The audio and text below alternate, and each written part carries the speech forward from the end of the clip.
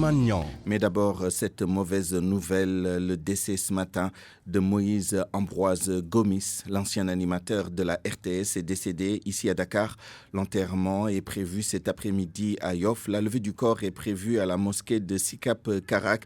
Je vous propose d'entendre le témoignage d'un ancien collègue, ami, animateur également à la RTS, Michael Souma. C'est déjà une grosse perte pour le monde de l'audiovisuel au Sénégal. Je pense que Moïse Gomis a beaucoup marqué, n'est-ce pas, ces métiers de l'audiovisuel. Donc, il a fait aimer le métier à plus d'un. En fait, il a fait des émules. C'est vrai que c'était un grand frère. On a eu à travailler ensemble, j'ai eu à le côtoyer. On se rappelle encore de sa fameuse émission Génération 80 qui a fait la promotion de beaucoup d'artistes. Quel qu'il soit. Voilà, et je pense qu'aujourd'hui, c'était un personnage assez connu. Il faisait partie, c'était un des emblèmes, n'est-ce pas, au Sénégal, côté audiovisuel. Et je pense que on se rappellera toujours de lui. Bon, c'est vrai que la nouvelle génération peut-être ne se souvient pas de lui, ne le connaît peut-être pas, mais je veux dire que les Sénégalais, n'est-ce pas, dans son ensemble, connaissent bien Moïse Ambroise Gomis. Que Dieu l'accueille à son paradis. Et voilà, je pense qu'il aura marqué justement l'audiovisuel à travers ses différentes émissions, mais également l'événementiel, à travers, n'est-ce pas, l'organisation, n'est-ce pas, des différentes organisations de Miss Sénégal. Voilà, je pense que c'était un personnage assez connu. Que les gens apprécient bien. RFM, l'info, c'est ici. L'info, c'est ici. L'affaire a défrayé la chronique ces derniers jours. Des vidéos à caractère pornographique mettant en scène des jeunes, dont certains n'ont pas encore atteint l'âge de la majorité. Parmi eux, 3 garçons et 2 filles devaient être jugés ce matin devant le tribunal des mineurs. L'audience a été renvoyée à vendredi prochain pour production de vidéos scellées. Hier, jeudi, les 3 majeurs impliqués dans l'affaire ont fait face au juge. Quant au procureur, il a requis 6 mois de prison ferme à leur encontre pour détournement de mineurs, détention, production et diffusion de vidéos à caractère pédopornographique, violation du couvre-feu et incitation à la débauche. S'agissant des 2 gestionnaires des résidences où se sont déroulés les faits, le procureur a requis 6 mois de prison avec sursis. Enfin, le parquet a demandé 6 mois, dont 1 mois ferme, contre le propriétaire de l'une des 2 résidences. L'affaire pour ce volet concernant les adultes a été mise en délibéré au 8 juin, donc lundi prochain. Autre affaire très suivie ce matin, le déferment devant le procureur de la République de Hassan Diouf, face à face donc tout à l'heure entre l'insulteur public sur les réseaux sociaux et le doyen des juges, audience de première comparution. Selon les informations de RFM, le parquet, dans son réquisitoire, a demandé son placement sous mandat de dépôt et l'envoi de son dossier en instruction. Il est 12h05, bientôt 6 minutes. Parlons maintenant de l'évolution, de la progression de la pandémie de Covid-19 au Sénégal avec les chiffres du jour qui laissent voir une nette augmentation du nombre de cas, mais également du nombre de guéris. Analyse de ces chiffres qui ont été donnés ce matin par le docteur Aloïse Walidjouf, analyse donc par Awambay. 134, c'est le 2e plus grand nombre de tests revenus positifs après celui du 11 mai où les chiffres du jour avaient atteint la barre des 177 cas confirmés Covid+ par le ministère de la Santé. Quant au nombre de cas communautaires, jamais il a atteint ce niveau, 30 en un seul jour. Alors que le plus grand bilan avant celui d'aujourd'hui, c'était 20 cas communautaires répartis entre Dakar et les autres districts du pays. Décidément, ce vendredi est le jour des grands chiffres avec notamment ceux du nombre de guérisons. Les 27 centres de traitement des épidémies ont libéré 114 patients testés 2 fois négatifs après 2 prélèvements successifs espacés de 48 heures, ce qui porte le nombre total de personnes guéries du nouveau coronavirus à 2276 personnes. D'ailleurs, hier, le ministre de la Santé et de l'Action sociale avait déclaré que le taux de guérison au Sénégal est fixé à 53,77%. Parlons maintenant de la reprise du trafic interurbain. C'est dimanche, vous le savez, que le transport interurbain va reprendre. 2 gares régulières sont identifiées. Il s'agit de la gare de Rufisque et celle des Beaux-Maraîchers. Nous avons demandé au directeur des Beaux-Maraîchers si ces services étaient prêts pour accueillir ce beau monde qui pourrait venir. Pape Cheikh Ndaw nous répond que tout est fin prêt. Mais il y a un hic toutefois, le parc automobile présentement sur place ne pourrait pas faire face à une forte demande. Il faut permettre aux véhicules bloqués dans les régions de revenir avant le jour J, c'est-à-dire dimanche. Il l'a dit à Mohamed Ali Mouba. Nous, on va prendre toutes les dispositions pour ouvrir dans la journée du dimanche, tout en respectant les règles édictées par les autorités, notamment les règles de distanciation sociale, le dispositif de lavage des mains, la mise en place de moyens pour permettre aux gens d'avoir du gel hydroalcoolique, sécuriser aussi notre personnel pour au moins le port du masque, la dotation pour notre personnel, et exiger aussi des usagers qui veulent rentrer dans la gare de porter de masque obligatoirement avant de rentrer dans la gare, et aussi de se soumettre aussi aux règles de lavage des mains et de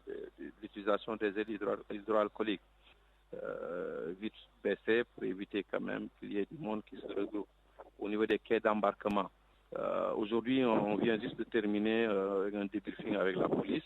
On est en train de voir comment aussi éviter que des gens qui ne voyagent pas et qui ne sont pas des personnels d'exploitation de la gare routière puissent rentrer à l'intérieur. Les gens puissent éviter durant le trajet de discuter. Mais beaucoup de véhicules ne sont pas encore là. Il y a un petit poignet de véhicules qui sont à l'intérieur de la gare routière. C'est ceux qui étaient là même, disons, ceux qui étaient bloqués à Dakar. Ils ne sont pas très nombreux.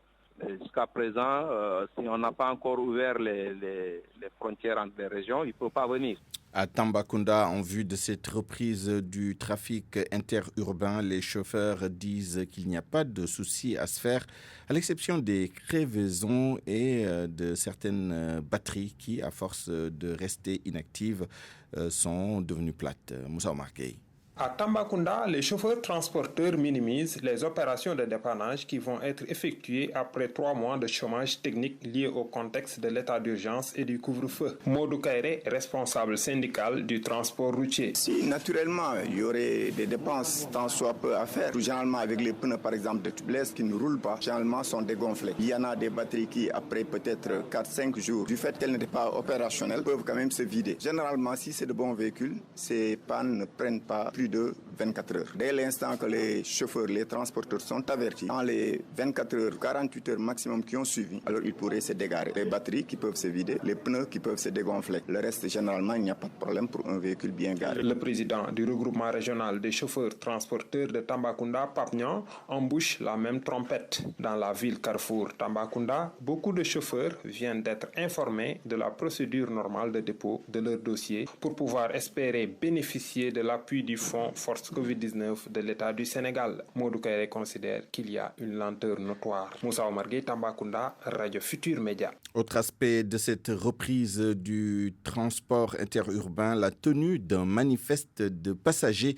est une bonne stratégie de l'avis des acteurs du transport. Ils estiment que cela va non seulement permettre de maîtriser la propagation du virus, mais aussi de régler plusieurs problèmes dans le secteur. D'ailleurs, la direction des transports routiers a annoncé la création d'une plateforme numérique pour l'enregistrement des voyageurs. Sornana Tambay. Le passager s'identifie, ses filiations, nom, prénom, le numéro de sa pièce nationale d'identité, son numéro de téléphone, sa destination et même un contact pour la destination finale. Désormais, les voyageurs devront se faire enregistrer à chaque entrée ou sortie d'une gare routière. Des informations qui vont permettre aux transporteurs, mais surtout aux autorités, de tracer le passager en cas de contamination. Alors, comment va-t-on procéder? Gore Khouma, secrétaire général de l'Union des routiers du Sénégal, a sa petite idée. Si l'État veut que ça marche, il faut qu'il crée ce poste-là, il faut qu'il crée une création d'emploi. Il va recruter le personnel routier dans les gares qui peuvent le faire avec l'appui de la police. Donc, ça sera une obligation. Avant qu'on te donne le billet, tu donnes ton nom, on va faire l'enregistrement. C'est déjà prévu, souligne le directeur des transports routiers. Et même mieux,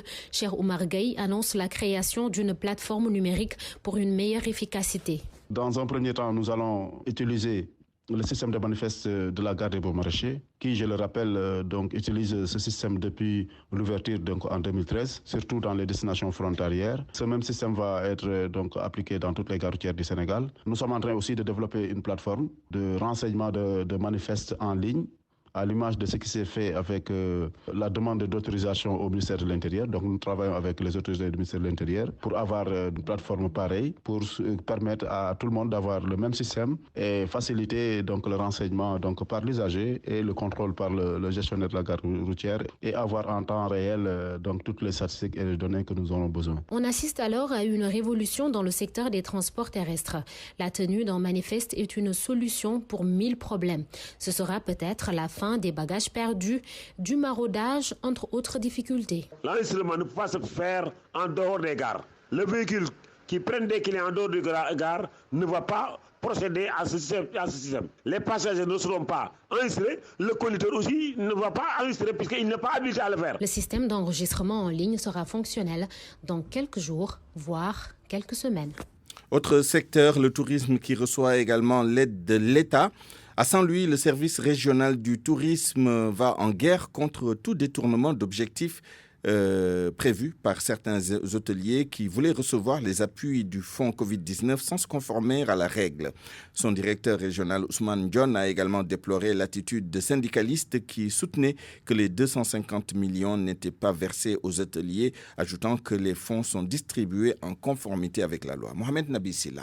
Les complaintes exprimées par des membres de l'intersyndicale de l'hôtellerie à Saint-Louis ne sont pas du goût du chef du service régional du tourisme. Je m'inscris en faux contre ces allégations-là des syndicalistes. La mise en place des fonds était effective pour ceux qui ont été financés. 17 hôtels pour le premier jet, 2 restaurants et 2 agences de voyage. Leurs fonds étaient disponibles au niveau de la BNDE. Et pour cause, les hôteliers qui voulaient faire un détournement d'objectifs ont été vite stoppés par la banque partenaire du ministère. Il y a certains hôteliers qui voulaient en faire également un détournement d'objectifs. C'est ça le problème. Parce que les fonds étaient destinés uniquement pour les BFR, c'est-à-dire les besoins en fonds de roulement. Pour le paiement des salaires, en tout cas le paiement des charges fixes, c'est-à-dire eau, électricité et téléphone. L'argent est disponible, mais le chef d'agence attend d'abord que les réserves soient levées. Il y a des hôteliers, des bénéficiaires qui devaient compléter quelques éléments. Il n'y a pas de garantie. Moi, j'ai entendu des garanties de maison. Ça, c'est totalement faux. Ousmane Dione est formel sur la question. Il ajoute que les fonds sont disponibles et que d'autres secteurs de la chaîne de valeur ont pu recevoir leur appui après avoir complété leur dossier. Les qualifiés ont été financés. Les artisans ont été financés. Les guides ont été financés. Ça, c'est les acteurs de la chaîne de valeur. Donc, je crois que ça doit être un satisfecit plutôt qu'une grogne au niveau, en tout cas, de ces employeurs. RFM Saint-Louis, Mohamed Nabissila. Et puis, en cette période de pandémie, payer les salaires dans les postes et cases de santé de la région de Diourbel relève du casse-tête. Les structures sanitaires n'ont plus de recettes, du coup, elles ne peuvent pas payer correctement leurs agents. Mais à Batal, dans le département de Bambey, la ZUFOR vient au secours. Babacar Diouf. Ces personnels qui étaient rémunérés sur la base des recettes de ces structures de santé ne gagnent presque plus rien. Les malades ont déserté les structures sanitaires, les caisses sont vides, plus de dépenses possibles. Mam Saïsen, infirmière chef de poste de Batal. On a beaucoup de difficultés parce que depuis l'avènement du Covid, on peut rester toute la journée sans recevoir aucune consultation, même si ce n'est que les accouchements. Et ça pose problème parce que quand tu ne travailles pas, tu n'auras pas de recettes pour prendre en charge le personnel. Au-delà de cette difficulté, le poste est encore confronté à plusieurs problèmes qui empêchent son bon fonctionnement. Tout le temps, on a des évacuations et on n'a pas d'ambulance. On fait appel à l'ambulance pour venir évacuer les malades vers Diourbel ou Bambey. Ça pose problème. On a aussi un problème de personnel. Le bureau de l'association des usagers du forage vole à son secours. Dominique Faye, le président de la ZUFOR de Tokorak. Aussi, vous voyez ce bâtiment derrière vous. On a contribué à hauteur de 3 millions. Donc nous ne cessons pas d'appuyer la population. Nous avons fait des abris provisoires aussi de l'école arabe. Mesure exceptionnelle, dans cette localité du département de Bambey, la ZUFOR offre à tous les ménages 20 mètres cubes de leur facture d'eau. Une volonté du président de la République que le ministère de tutelle peine à exécuter. Bambey, RFM Babacar Diouf. À 12h17 et pour refermer cette page nationale avec Justement, une petite évocation de l'actualité internationale à venir. Le collectif pour la justice contre les violences policières apprécie la réaction du Sénégal suite à la mort de George Floyd aux États-Unis. Toutefois, ses membres précisent qu'il se passe exactement la même chose au Sénégal. Ils appellent les autorités à améliorer les conditions de travail des forces de défense et de sécurité. Écoutons Fatima Tambeng, la coordonnatrice du collectif, au micro de Salimata Ao. Tous les jours ici au Sénégal, des policiers passent leurs genoux sur les citoyens sénégalais qui en meurent. C'est ainsi, Abdoulaye Timéra, Iliman Touré, Seck Ndiaye, Pape Sarr ont été tués. C'est ainsi qu'Aliou Diouf de Kaolack, la famille Ning, il n'y a même pas plus d'un mois au niveau de Thiaroye, et les populations bien sûr de Kamtine qui réclamaient de l'eau potable ont été violentées.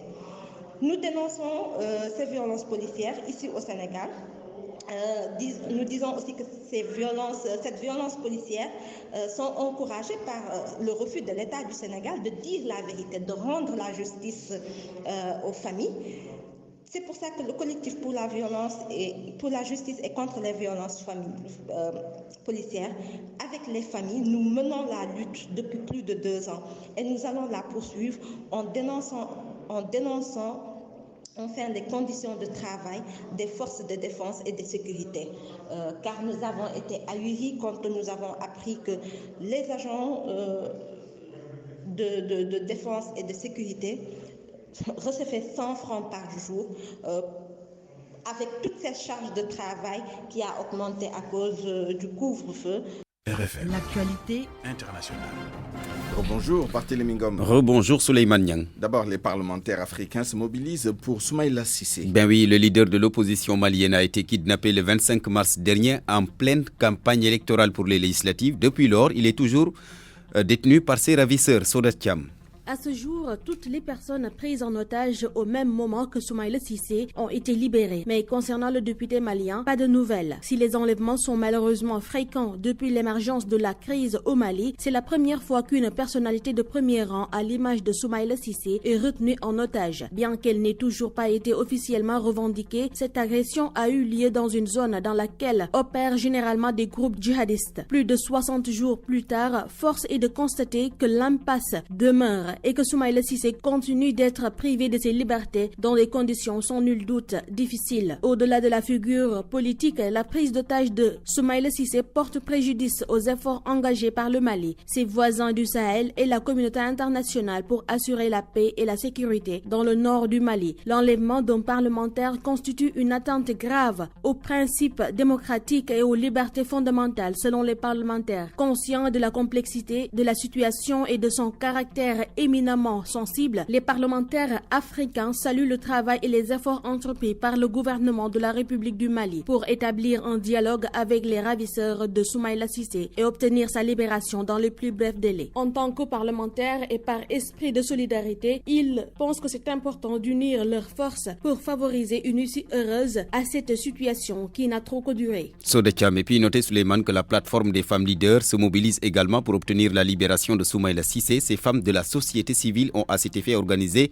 un sit-in hier à Bamako. Après le Mali, la Guinée, la polémique persiste sur la nouvelle constitution en Guinée-Conakry. Malgré le tollé soulevé au sein de l'opposition et de la société civile concernant les différences constatées entre le projet de constitution publié en janvier et soumis à un référendum le 22 mars et le texte final publié le 14 avril, les autorités guinéennes persistent. Selon le ministre de la Justice, le texte promulgué le 14 avril dernier est le seul applicable en l'état. En début de semaine, l'Ordre des avocats a dénoncé une infraction de faux en écriture publique et a même demandé le retrait du texte. Eh bien, c'est parce que les avocats disent avoir relevé 21 modifications par rapport au projet de constitution publié en janvier au journal officiel. D'ailleurs, l'Ordre des avocats va mettre en place une commission chargée de réfléchir sur les voies de recours possibles. Allons dans la région des Grands Lacs. Évariste Ndayishimiye, officiellement président de la République du Burundi. La Cour constitutionnelle a rejeté hier le recours déposé par le principal parti de l'opposition, recours contre les résultats de la présidentielle du 20 mai dernier. Ndayishimiye, le candidat du pouvoir, a été donc confirmé dans ses habits de chef de l'État. À 52 ans, le nouveau président de la République du Burundi sera donc investi au mois d'août prochain pour un mandat de 7 ans, renouvelable une fois selon l'actuelle constitution burundaise.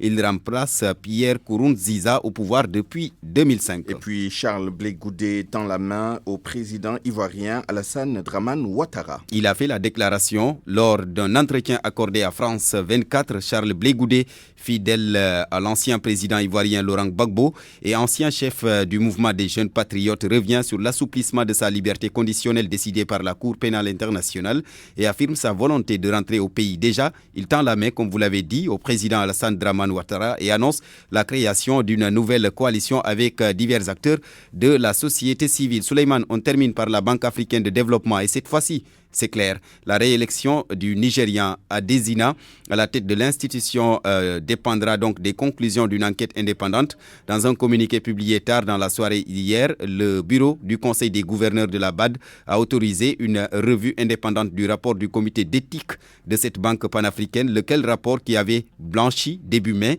le président de l'institution des accusations de favoritisme, une affaire qui connaît quelques rebondissements ces dernières semaines. Affaire à suivre. Merci beaucoup Barthélémy Ngom, il est 12h23.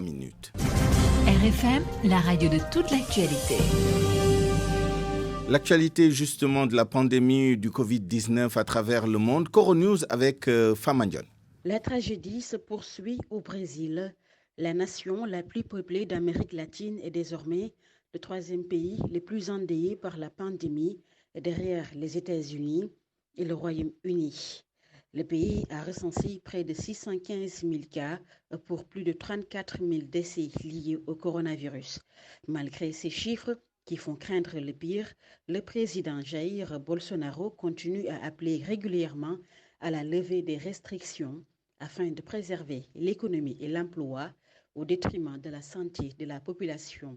Un couvre-feu a néanmoins été mis en place dans plusieurs villes de l'État de Bahia à l'initiative de son gouverneur.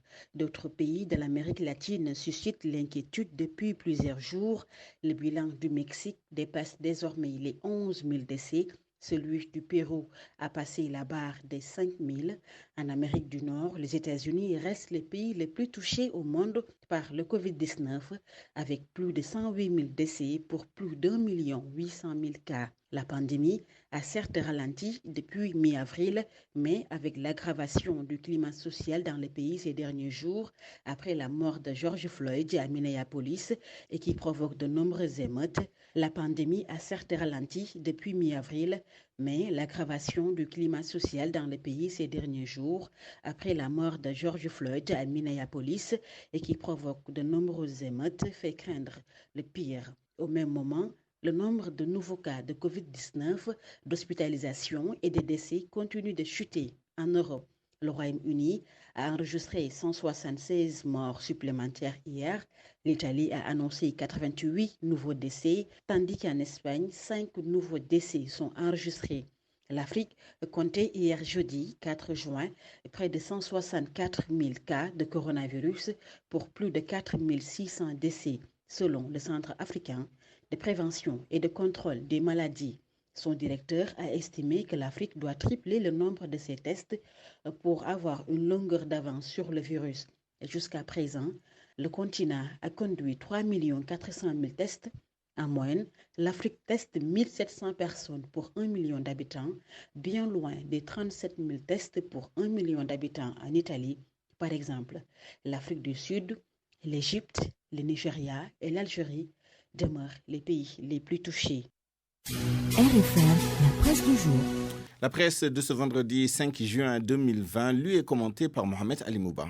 Bonjour. État d'urgence et couvre-feu au Sénégal, l'État assouplit tout. Vox Populi résume en manchette les mesures phares, l'interdiction des transports interurbains levée, les restaurants et salles de sport ouverts, le couvre-feu raboté, 23h 5h du matin, le virus à tout vent, les populations jubilent, titre le journal.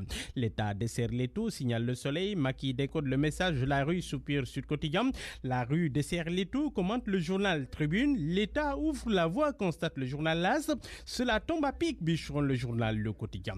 L'éditorialiste du Soleil qui monte au créneau écrit que désormais le temps est à la responsabilité. Pour Alham de Vox Populi, l'État a coupé la poire en deux, on lâche complètement prise sur les mesures d'interdiction en laissant qu'un semblant de couvre-feu entre 23h et 5h du matin. Le pouvoir semble vouloir rendre la liberté de mouvement aux Sénégaliens fatigués tout en gardant la face dans le feu de l'action. Le virus va se balader à notre rythme et comme c'est le temps du débridement, il n'y a rien à faire. Enquête remarque pour sa part que le Sénégal amorce désormais un tournant vers l'inconnu et de l'état d'urgence, il ne reste plus que des miettes, quelques mesurées tout au plus. L'épidémiologiste, le professeur Massama Diouf, demande la protection des couches vulnérables. Pour le journal Sourça, on est en face d'un état trouillard qui lâche du lest aux plus petits pneus brûlés par un groupe d'enfants indisciplinés. C'est le terme utilisé par le journal. Visiblement, le confrère sur les nerfs dépité soutient que le slogan est désormais « Sortez de chez vous et chopez le virus » car contrairement à ce que dit ce régime trompeur, le coronavirus n'est pas maîtrisé au Sénégal. Invité à se prononcer sur l'assouplissement de l'état d'urgence, deux hommes de l'art décryptent pour le compte de l'Observateur. Selon l'enseignant-chercheur en sciences politiques, professeur Moussa Diaw, l'État est dos au mur puisqu'il n'anticipe pas, toujours dans la réaction. Dr Momar Kiam, expert en communication politique, renseigne, lui, que l'exécutif a fait preuve d'amateurisme dans la gestion de la pandémie, un pilotage à vue. Le coronavirus et ses performances au Sénégal, la barre des 4000 cas franchit, informe Le Soleil, mais Diouf Sarr constate avec espoir une tendance baissière de la courbe. Le pic déjà atteint, selon lui, dans le journal Libération, le directeur de la communication et de la formation ministère de l'Éducation nationale, Mohamed Moustapha Diagne, nous apprend que 15 enseignants ont été testés positifs au virus, mais il refuse de lier cela au départ chaotique des enseignants de Dakar vers les régions de l'intérieur du pays. Diagne agite aussi le chiffon rouge de l'année blanche. S'il y a année blanche, dit-il, les capacités d'accueil des classes de CI ne pourraient pas contenir plus de 400 000 nouveaux enfants.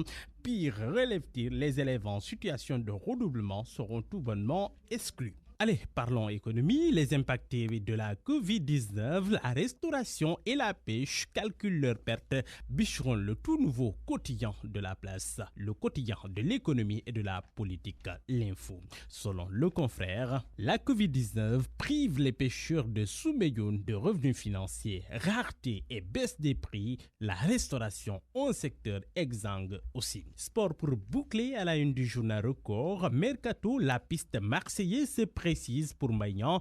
Rennes demande 10 milliards 800 pour le lâcher. Dans le journal Stade quotidien, c'est la santé de Messi qui inquiète. Barça craint d'une absence de 7 à 10 jours de Lionel Messi. Grosse inquiétude autour de ce sujet. Le confrère nous dit que l'Argentin souffrirait de problèmes à l'adducteur. La reprise de la Liga pourrait se faire sans ce jour de génie. Dans le journal Sunu Lamb, les 3 grands chantiers d'Hercule, ou plus précisément, Gris-Bordeaux. Le journal constate avant de quitter l'arène pour faire valoir ses droits à la retraite, Gris doit devenir roi des arènes à face, clarifier son combat contre Balagaï 2 ou encore tendre la perche au nouveau ténor. Bonne lecture à tous.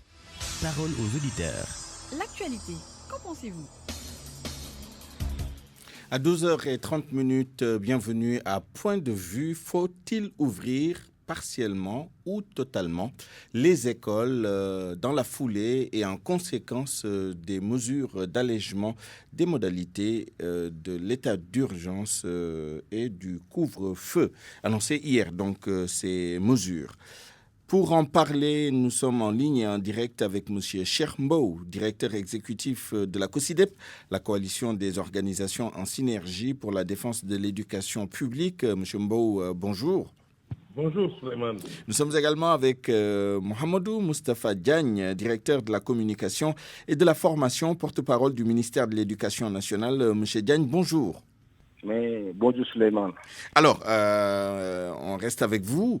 Nous savons que vous tenez beaucoup de réunions, la réflexion se mène tambour battant pour la prochaine date de reprise des cours, soit dans les classes d'examen ou totalement. Est-ce que ce qui s'est passé hier, c'est-à-dire le nouvel assouplissement des conditions de l'état d'urgence, va influencer cette réflexion? Est-ce que vous avez de nouvelles dates? Est-ce que vous pensez, pour répondre à notre question, qu'il faut, dans la foulée de ces mesures-là, envisager également immédiatement la réouverture des classes? Merci Suleiman. Bonjour à Chermbo, coordinateur de la COSIDEP, directeur exécutif de la COSIDEP. Bonjour également à tous les auditeurs de RFM. Je voudrais d'abord indiquer que le président de la République a toujours donc demandé aux différents ministres en charge de l'éducation de travailler donc sur une proposition de reprise. Malheureusement, ce qui s'est passé le 2 juin, s'est passé le 2 juin. Mais je l'ai indiqué, le pays ne peut pas envisager une année blanche ou une année invalide. Et aujourd'hui, vous l'avez dit tout à l'heure, aujourd'hui qu'on permet aux 16 millions ou 15 ou 16 millions de Sénégalais de vaquer à leurs occupations, d'entrer dans des gagadjaïs, dans des cars rapides, dans des bus, d'aller et de venir, avec tous les risques que cela comporte, parce que ça, ce n'est pas maîtrisable. C'est ça la vérité. Malgré toutes les dispositions que nous prendrons, ça ne sera pas maîtrisable parce que c'est de la responsabilité de chacun et de chacun d'entre nous. Très bien. Donc, si à l'école, si nous demandons, si nous pouvons faire ce qui peut le plus, mais peut le moins, à l'école, on va convoquer 551 000 élèves et moins de 97 000 enseignants. Il est clair qu'aujourd'hui, que la question, la problématique de la reprise des cours ne se pose plus. Très bien. Chermbo, quel est votre point de vue là-dessus? Est-ce que, comme disent certains, il n'est plus pertinent de retenir les élèves chez eux, puisque l'une des contraintes majeures, c'est-à-dire la contrainte des moyens de déplacement, du transport interurbain et intra-urbain, ces contraintes-là ont été levées? Oui, j'en profite aussi pour saluer le directeur Gagne et saluer toute la communauté éducative, avec une pensée aussi à tout ce personnel enseignant qui est quelque part dans le pays et qui ne sait pas justement quel devrait être le devenir. Donc, de ce point de vue, il est important qu'il y ait une réponse urgente par rapport donc à ces enseignants. Il est aussi important qu'on ait une réponse par rapport aux élèves. Les élèves sont dans une situation très très difficile. Ils ne savent plus à quel sens se vouer. Et il est essentiel que l'on comprenne nous tous que même si l'école est fermée, les apprentissages devraient toujours continuer devraient toujours continuer. Ça, c'est un aspect. Alors, l'autre aspect, pour nous, il est fondamental que l'on puisse faire déjà un bilan de ce report de la reprise, avec tous les acteurs qui étaient engagés. Parce que nous le savons, le maître mot, c'était qu'il n'y avait aucun acteur qui voulait qu'on aille vers une année blanche ou une année invalide. Donc, moi, je voudrais demander solennellement au ministre de l'Éducation, je crois qu'il l'a certainement planifié, d'organiser très rapidement, dans les meilleurs délais, dans les 24 heures, 48 heures, une séance d'échange avec l'ensemble des partenaires pour discuter ensemble, évaluer, faire le bilan et constater ensemble tout ce qui a en tout cas provoqué ce que nous avons appelé cet échec ou ce report de la reprise. Ça, pour nous, c'est un premier élément. Deuxième élément, poursuivre la mise en œuvre, évidemment, des points du protocole sanitaire. Il y avait déjà un engouement dans les derniers jours, bien que ce soit très tard, bien que ce fût très tard, mais pour les 2 derniers jours, nous avions senti un engouement, un certain engagement des collectivités, des communautés, à faire en sorte que nos écoles puissent répondre aux mesures qui avaient été édictées par le protocole sanitaire. Nous pensons qu'il faut garder le rythme et travailler évidemment à ce que ce travail puisse être poursuivi. Mais ensuite, nous continuons, nous, à croire que dans une situation de crise, il est essentiel qu'on soit le plus inclusif et participatif possible. Parce que la solution nous viendra certainement d'une certaine solidarité dans la réflexion. Et de ce point de vue, notre appel à ouvrir une boîte à idées sous forme de plateforme collaborative ou toute autre modalité, cet appel-là reste de mise. Mais Chermbo, parallèlement à tous ces processus qui peuvent prendre du temps, est-ce que vous estimez qu'il y a une contrainte majeure qui empêche qu'on ouvre les écoles, qu'on rouvre les écoles dès la semaine prochaine, par exemple? Non, nous ne pensons pas que ça puisse prendre du temps que d'avoir un dispositif de consultation rapide. Nous pensons que les enseignants étant sur place, en rapport avec les inspecteurs, les IA et les IEF, des échanges rapides pourraient être organisés. Mais nous, notre point de vue, c'est que Si nous considérons que les derniers départs étaient organisés le 30 mai, donc le temps d'incubation, ça veut dire la quinzaine de jours, devrait tomber autour du 15 juin.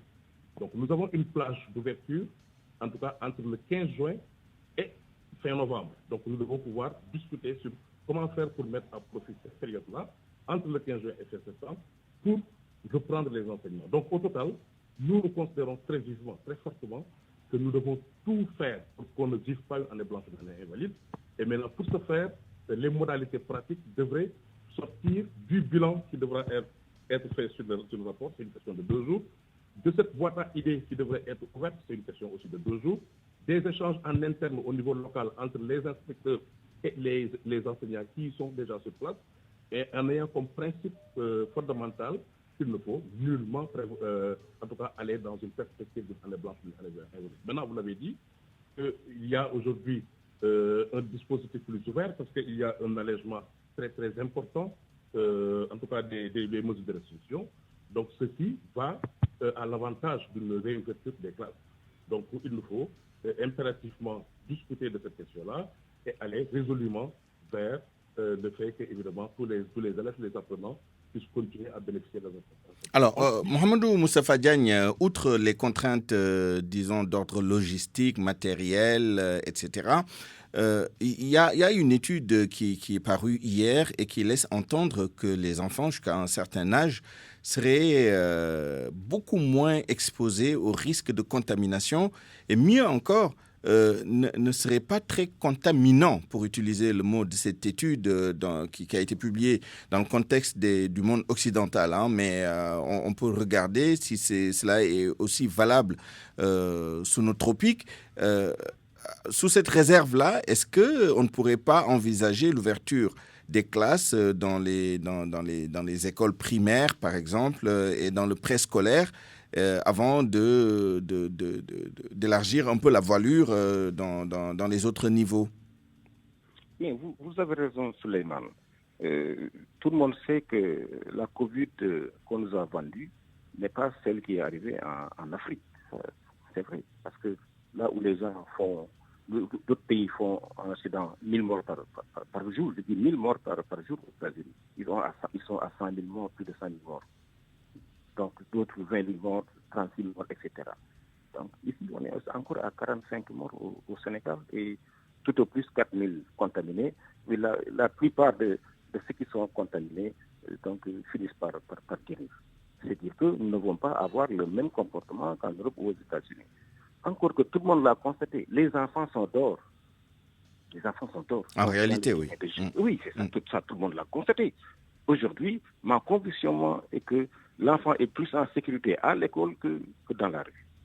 Maintenant, nous allons tester, parce que le chef de l'État nous a demandé de procéder à une reprise progressive et maîtrisée. Nous allons d'abord tester le premier dispositif pour voir si ça fonctionne. Alors, si ça fonctionne, évidemment, nous allons maintenant ramener les classes intermédiaires. Parce que c'est ça l'objectif. L'objectif global, général, c'est de vraiment faire en sorte que l'école reprenne avec toutes ses composantes. Mais il faut qu'on y aille suivant et méthodiquement pour que ces reprises-là soient maîtrisées. Et nous pensons également, le ministre de la Santé l'a indiqué, qu'il y a des présomptions que nous sommes arrivés au pic. Tout cela doit concourir évidemment à ouvrir les écoles. D'autant plus que nous n'avons plus beaucoup de temps. Parce que plus nous avançons, plus nous perdons dans le quantum horaire. Il est clair que le comité interministériel va envisager rapidement les différentes solutions et aller vers une proposition. Justement, à ce sujet, est-ce que vous avez évalué le temps qu'il nous reste maintenant avant de prendre une décision finale sous peine de ne pouvoir rattraper le déficit en termes de quantum horaire, justement? Vous savez, nous aurons perdu à peu près 2 mois. 2 mois de cours, globalement. Et ça, vraiment, c'est jouable, c'est rattrapable. Jusqu'à quand? C'est-à-dire, quel est le deadline que vous vous êtes fixé pour vraiment considérer que c'est encore rattrapable? Je rappelle que avant que nous avions déposé auprès du chef de l'État 3 scénarios. Le premier scénario, c'était donc le 4 mai, l'autre le 2 juin qu'il a adopté. Il y avait même un scénario qui préconisait une ouverture en septembre. C'est dire que vraiment les dés ne sont pas pipés et que donc nous avons encore du temps pour pouvoir rattraper. Mais il faut qu'on y aille, puisque il est mieux qu'on puisse terminer tous les examens à la fin du mois d'août. Comme ça, les élèves, les enfants pourront se reposer, tout en aussi gardant en ligne de mire qu'il y a également des classes intermédiaires. Je crois que avec le respect du protocole de sécurité sanitaire, encore que les études ont montré qu'on nous a appareillé sur les enfants, mais je dis parce que je n'ai pas souvenance, en tout cas pas à ma connaissance, d'un enfant au Sénégal qui a été contaminé. Ça tout le monde le voit. Bon, peut-être que ça existe, mais nous n'avons pas souvenance de ça. Même s'il a été contaminé, donc il est guéri. Donc, de notre point de vue, toutes les conditions sont réunies pour ouvrir cette école-là. Maintenant, bientôt une date sera proposée. Maintenant, il faut que tous les acteurs jouent le jeu. Donc, et la société civile, et les syndicats, et l'État, tous doivent comprendre qu'on ne peut pas se payer le luxe de faire durer encore l'échéance. Donc, évidemment, pour Cher, l'État est en train de se réunir, le comité interministériel est en train de se réunir, mais comme à l'accoutumée, donc tous les acteurs seront conviés et des propositions vous seront faites. Vous aurez l'occasion de les amender et ensemble, nous allons y aller et ensemble, nous allons ouvrir l'école. Très bien. Dernière question pour vous, cher Mbou, même si je sais que ce n'est pas forcément votre cœur de métier, mais je ne peux m'empêcher d'évoquer la question de l'enseignement supérieur, notamment en raison de l'effet domino que pourrait avoir un blocage à ce niveau sur le reste du système, notamment le secondaire et le moyen secondaire. Alors, là-dessus, vous avez entendu ce qui s'est passé à Ziguinchor avec des acteurs qui sont ouverts à l'idée d'une année invalidée, même si on ne va pas considérer que les étudiants ont redoublé leur année. Quelle est votre analyse, justement, de la situation du supérieur relativement aux conséquences que cela pourrait avoir sur les collèges et lycées en termes de passage aux classes supérieures, notamment dans les classes d'examen? Oui, c'est resté dans une approche holistique. Pour nous, la réponse, ça doit être la réponse du système éducatif. Et quand on parle du système éducatif, c'est de l'élémentaire au supérieur, mais du non-formel au non-formel. Donc, il faudrait qu'on soit dans une perspective d'avoir une réponse holistique de l'éducation dans sa globalité par rapport à cette crise qui se passe. Parce que, comme vous l'avez dit, si on ne fait pas attention, si on ne s'intéresse qu'à une seule catégorie ou à un seul sous-secteur, évidemment que ça va impacter sur le dispositif global. Mais si vous le permettez, je voudrais aujourd'hui insister sur le fait aujourd'hui que, quel que soit le schéma qui doit être retenu, l'adhésion et l'engagement de tous les acteurs importants, c'est pourquoi, en termes de méthodologie, j'insiste toujours sur le dispositif participatif, inclusif et un dispositif ouvert. Ça, c'est un. Deuxième chose, nous sommes le 5 juin. D'ici le 15 juin, on aura consommé cette période d'incubation pour les enseignants qui avaient été déjà amenés sur les lieux de travail. Donc, nous pensons qu'à partir pendant ces 10 jours, ça doit être suffisant pour construire une réponse qui pourrait prendre en charge du 15 juin à septembre-octobre. Septembre-octobre qui avait été prévu. Pour nous, ça aussi, c'est un élément essentiel qu'on doit garder en esprit. Très bien. Troisième chose, c'est les 10 jours qui pourraient nous servir à mener des actions fortes et significatives en termes donc de mise en œuvre des mesures qui avaient été édictées pour accompagner l'ouverture des écoles. Parce que nous le savons, on a besoin de les assainir, de les restaurer, de les désinfecter et de mettre en place le matériel. Ça, c'est à notre portée et nous devons travailler à le faire pendant ces 10 jours. Très bien, merci. Si nous travaillons évidemment sur ces 10 jours en les mettant totalement à profit, nous aurons aujourd'hui une certaine certitude. On aura, en tout cas, on sera plus serein pour envisager dégager une réponse. Les concertations vont donc se poursuivre puisqu'on a bien entendu M. Mohamedou Moustapha Diagne préciser que le ministère est dans cette logique de concertation et que des discussions auront lieu, des échanges sur les différents scénarios, y compris le scénario que vous avez présenté à l'instant. À 12h47, c'est la fin de cette édition du Grand Journal. Je vous remercie de l'avoir suivi. À 13h, retrouvez Pape Ngagne pour la principale édition de la mi-journée en Wolof. D'ici là, passez d'excellents moments en compagnie des programmes de la RFM. Tout de suite,